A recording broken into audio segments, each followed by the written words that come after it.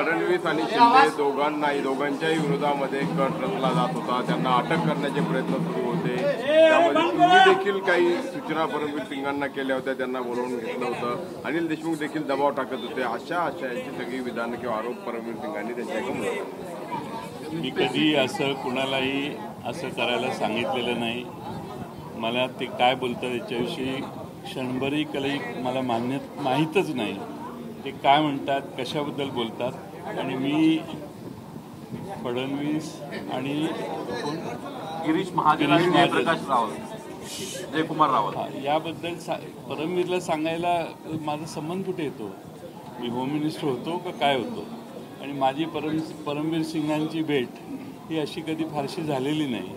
त्यामुळे माझा त्यांना सांगण्याचा प्रश्न उद्भवत नाही. अनिल देशमुखांचाही दबाव होता असं ते सांगतात. आधी पण बोललेलं असं आहे की ते मला काही माहीत नाही.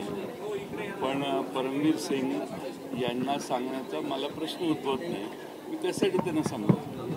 100 कोटीचे जे आरोप थेट गृहमंत्र्यांवर झाले होते अनिल देशमुखांवर, अर्थातच हे पार्टीचं म्हणजे अर्थात पार्टीचं सुद्धा त्यांना टार्गेट होतं असं देखील ते स्पष्ट सांगतायत. आणि हे अगदी खरं आहे ते म्हणतात, म्हणजे काही ह्याच्यामध्ये खोटं नाही. हे पूर्ण दादांचं खोटं आहे, याचा काही संबंध नाही.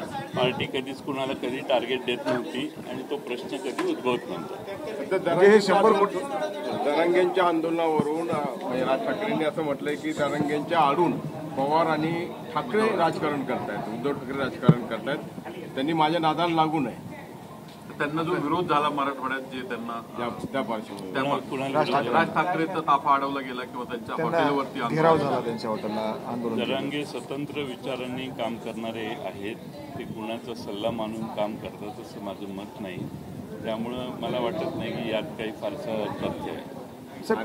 थेटपणे पवार आणि ठाकरे यांनी माझ्या नादाला लागू नये अशा पद्धतीनं ठीक आहे. आता ते त्याला किती गांभीर्याने घेतात? त्यांना रागात येऊन काही बोलत असतील ते, त्यापेक्षा जास्त गांभीर्याने घेण्याची आवश्यकता नाही. सर, परमवीर सिंग ज्या पद्धतीने आरोप करतायत नावं घेऊन तुमची, म्हणजे हे का करतायत ते? मग असं ते तुम्ही म्हणताय असं मी भेटलोच नाही, बोललोच नाही, तर मग मंत्रिमंडळ आमचं जाऊन किती वर्ष झाली, त्यांच्यावर आरोपण किती वर्ष झाली. 3 वर्षांनी जर काही गोष्टी एखादा माणूस सांगत असेल तर त्याबद्दल किती महत्त्व द्यायचं.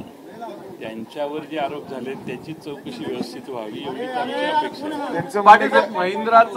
महिंद्राचा एक प्रकल्प आहे नाशिकमध्ये, 25,000 कोटीचा इलेक्ट्रिक गाड्या बनवण्याचा, बॅटरीवर आधारित 25,000 कोटीचा प्रकल्प आहे. नाशिकला तो होणार होता चीनच्या सेवेनं, पण तो आता गुजरातला शिफ्ट होतोय, गुजरातला जातोय. तिथल्या औद्योगिक संघटना कामगारांनी त्याला विरोध केला. मुख्यमंत्र्यांपर्यंत जाण्याचा प्रयत्न सुरू. गुजरातला जर काही जाणार असेल तर आपले मुख्यमंत्री आणि आमचं सरकार त्यांना अडवू शकणार नाही. गुजरातला जात असताना आमच्या अनेक प्रकल्प गुजरातला गेले, पण आमच्या महाराष्ट्रातल्या या सरकारने कधीच कोणत्या प्रकल्पाला महाराष्ट्रात थांबण्याविषयी आग्रह केलेला नाही. काल पृथ्वीराज चव्हाण म्हणले की महाविकास आघाडीचं जागा वाटप लवकरात लवकर व्हायला पाहिजे, म्हणजे उमेदवार कामाला लागतील आणि चांगला रिझल्ट मिळेल किंवा जास्त जागा निवडून येतील. जास्त वेळ हा गोळ जागा वाटपाचा घालू नये. आता एक मीटिंग झालेली आहे, आणखी 1-2 मीटिंग होतील. लवकर निर्णय होतील अशी अपेक्षा आहे. बघू आपण. ज्याच्या जागा जास्त त्याचा मुख्यमंत्री अशा याचं विधान देखील त्यांनी केलं होतं पृथ्वीराज चव्हाणांनी. मी पाहिलेलं नाही त्यांनी काय विधान केलं ते मला माहिती नाही. त्यावरती संजय राऊत असे म्हटलेत की बाबा जे चेहरा आपला महाविकास आघाडीचा असायला पाहिजे. बघू, ह्या जाहीरपणाने मीडियासमोर चर्चा करण्यासारखे विषय नाही आहेत. अपेक्षा मी करतो की आमचे दोन्ही मित्रपक्ष हे जाहीरपणाने चर्चा करणार नाही.